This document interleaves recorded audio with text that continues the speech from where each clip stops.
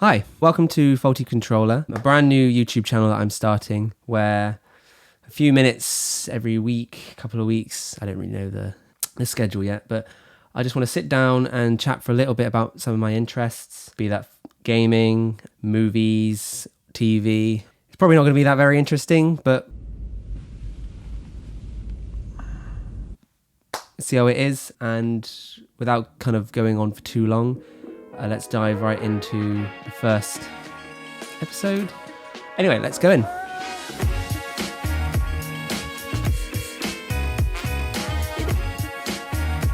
On September 4th, 2018, I tweeted the following. Seeing the good reviews come in for Spider-Man PS4, knowing that the series of games you've played since childhood is getting the praise it deserves, but you own an Xbox One. 4 days later, I traded in my Xbox One, Xbox 360, Nintendo DS, one big stack of games, and I came home with a brand new PS4 and a copy of Insomniac's Spider-Man. In the months leading up to this drastic change, I had very nearly lost an interest in playing games. Aside from a handful of great single-player driven adventures such as Assassin's Creed Origins, Dishonored 2, and Monster Hunter World, my games library mostly consisted of multiplayer-based games. This is not to say multiplayer bad, single-player good. Rainbow Six Siege and Rocket League provided some of the most intense, heart-pounding gaming moments that I've had in the last few years. That being said, I found that whenever I had a free evening, I would log on to simply look at my stacked game library and feel nothing. Be it my focus stretched across too many story modes, or simply spending half my playtime in matchmaking lobbies, I was never invested in a game for more than 30 to 40 minutes at a time. Simply put, I was burned out. As I drove home, my PS4 seatbelted into the back seat like my young child. I made a vow that I would only experience one game at a time until completion, fully investing myself in its story, world, and gameplay. This would be to my detriment, as my playlist has expanded exponentially as I try and replay a lot of games that I've missed over the last two console generations. I'm looking at you, Uncharted series and The Witcher. I should say, this isn't going to be a review of Spider-Man on PS4. Many have already done this, and to a much better level than I ever could. However, if you are interested in my thoughts for the game, it's truly one of the best Spider-Man stories I've ever experienced, and it is definitely the best Spider-Man game that I've ever played. Sorry, Web of Shadows, I still love you. So, picture this. I'm 8 years old.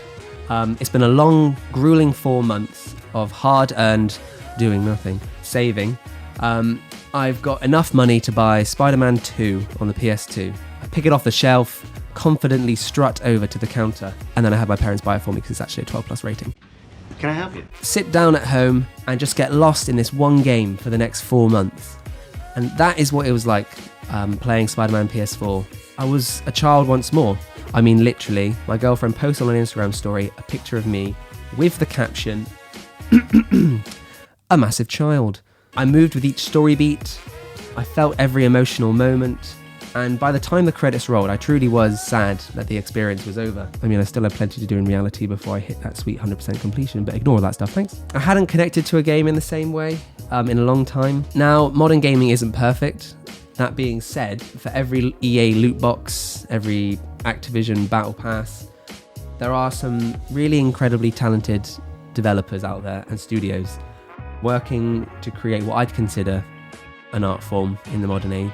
From concept art and script writing to animation and sound, level design, programming, motion capture, voice acting, direction, the amount of work put into some of gaming's current releases is astounding and really should be respected alongside other forms of media such as film and TV. And we're starting to get there.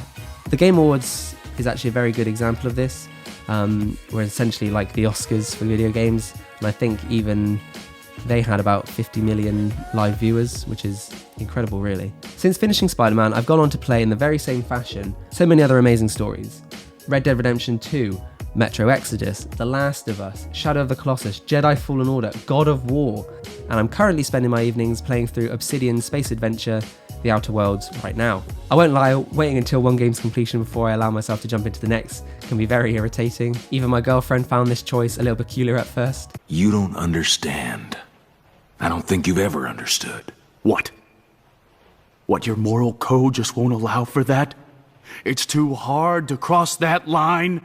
No! God almighty, no! It'd be too damned easy. But honestly, I wouldn't change it at all.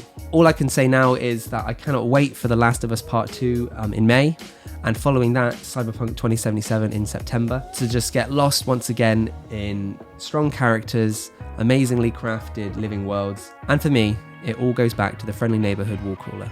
So thanks for watching. I hope this is something that I can continue doing.